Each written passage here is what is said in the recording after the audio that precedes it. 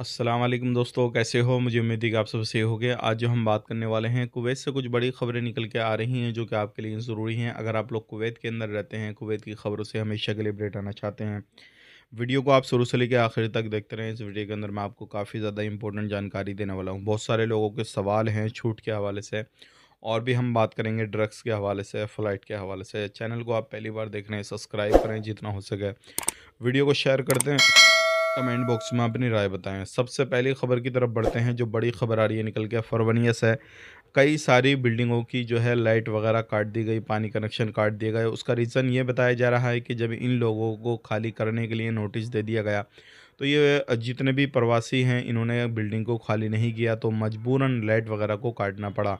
तो आप ध्यान रखिएगा, अगर आप लोग कुवैत के अंदर रहते हैं किसी भी तरीके से, और आपकी बिल्डिंग पे अगर स्टिकर लगा दिया है कि आपकी बिल्डिंग गिरनी है, तो आपने उससे पहले पहले उसको खाली करना है। क्योंकि एक बार जो भी डिसीज़न ले लिया गया, उसको ऐसा नहीं है कि आप वहाँ पे रहेंगे तो आपको कैंसिल कर दिया जाएगा, आपको रहने दिया जाएगा, ऐसा कुछ भी नहीं है। तो आपने क्या करना है, कहीं दूसरी जगह जाना है, अपने देखना है, और उसके बाद में उसी जगह पे रहना है। ध्यान रखिएगा, इस तरीके से बहुत सारी जगहों पे लोगों को पकड़ा जाता है।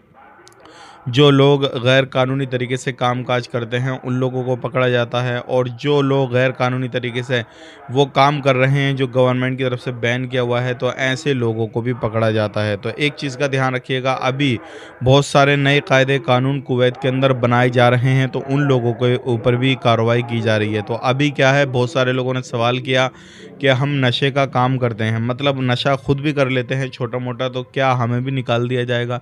तो मैं आपको बताना चाहूँगा, बिल्कुल, जितने भी गवर्नमेंट सेक्टर में रहते हैं और नशा करते हैं, खुद का काम नहीं करते बल्कि नशा खुद करते हैं, तो अब उनके टेस्ट वगैरह किए जाएँगे, और वो पॉजिटिव पाए जाते हैं किसी भी तरीके से, तो फिर उनको वहाँ से निकाला जाएगा। उम्र कैद की सज़ा हो सकती है, नहीं तो फिर डिपोर्ट किया जाएगा, कोई ना कोई एक्शन ज़रूर लिया जाएगा। क्योंकि ये कानून जो है अब कुवैत के अंदर लागू हो चुका है। 15 दिसंबर तक सभी लोगों के टेस्ट वगैरह होने वाले हैं। अब बात कर लेते हैं यहाँ पे अगली खबर की तरफ। जो अगली खबर आ रही है निकल के, वो आ रही है छूट के हवाले से। बहुत सारे भाई ने सवाल किया है कि छूट कब आने वाली है, इसके बारे में कुछ अपडेट वगैरह बता दीजिए। तो मैं आपको बताना चाहूँगा, छूट के हवाले से अभी गवर्नमेंट की तरफ से कोई भी अपडेट नहीं आया है। छूट के जो चांस रहते हैं वो रहते हैं ईद के मौके पर, जैसे रमज़ान आने वाले हैं, उसके बाद में जब ईद वगैरह आएगी, तो उस टाइम पे मौका रहता है कि भाई छूट आप लोगों को मिल जाए, या फिर किसी भी तरीके से कुछ ऐसा ऐलान हो है, जो लोग इल्लीगल तरीके से कुवैत के अंदर रहते हैं, तो उनको कुछ ना कुछ अब मौका मिले। तो वो सारी चीज़ें ईद के मौके पे रहती हैं।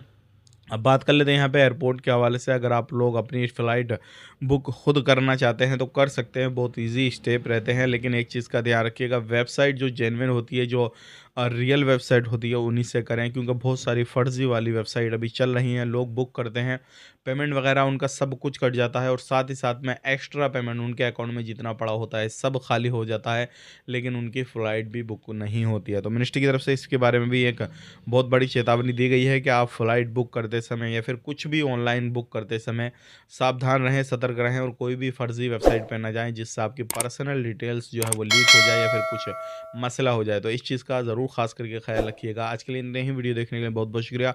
चैनल को सब्सक्राइब करें। आप अपना ख़्याल रखें, अपनी फैमिली वालों का ख़्याल रखें। Take care, bye bye.